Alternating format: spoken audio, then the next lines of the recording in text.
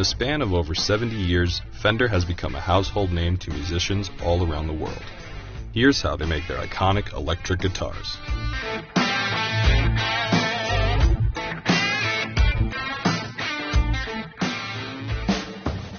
The process starts with wood selection. Typically, the bodies are composed of ash or alder, but could be made with others, such as maple, rosewood, ebony, or mahogany, depending on the specific model. Certain models come from a single block of wood. For others, 2 or 3 blocks are glued together before cutting. An additional piece of wood is glued on top of the neck portion. This will eventually serve as the fretboard. Specialized cutting machines cut the shape of the body and neck with extreme precision.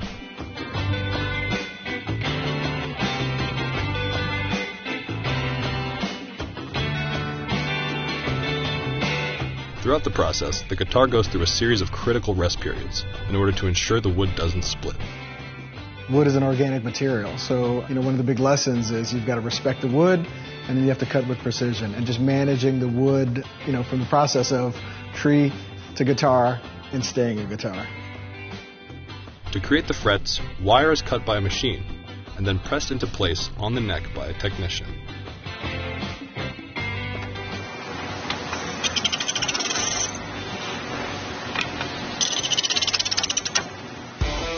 Next, the cut parts go through a series of sanding. This process is done with a blend of handwork and automation. If you take a look at a lot of the work in the factory around grinding and polishing, there's a lot of hands and a lot of shoulders and a lot of leaning into the processing equipment. So what we try and do is really balance and look for innovative ways to make it safer for the employees to work more comfortably, but also maintain the craftsmanship aspect of guitar manufacturing. Once the bare wood has been properly sanded, it's off to get coated in lacquer and paint, a process of which the company considers to be a trade secret. However, some of the color selections can be linked to the early days of the company.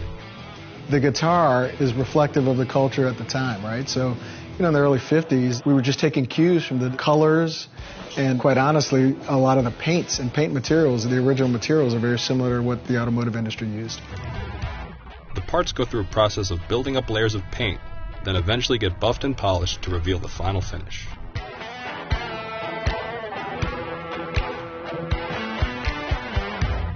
Throughout this stage, the sections are hung to set and rest above the factory floor for anywhere between 3 and 11 days, depending on the type of paint.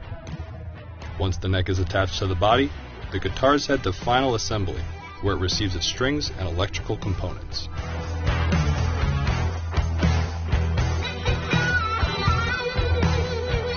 The pickup is a series of electromagnets that convert the sound waves of the string into an electrical signal, which can then be played through an amplifier or modified with effect pedals, similar to how a microphone senses signals from our vocal cords. The guitar is a tool for telling stories, and I think what Leo did was he listened to artists, right? So, and what he was doing was, he was looking at different ways to create different instruments for artists to kind of expand their sonic palette.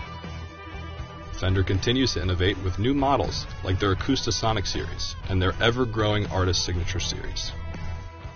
When you walk into the custom shop, you see some of the guitar heroes, everyone from Jimi Hendrix to Stevie Ray Vaughan. But it's not just those guys. We want to make sure that we're serving all of the folks who are, our buskers and emerging songwriters, and just across the board, with great instruments, great quality, and let them do what they do best.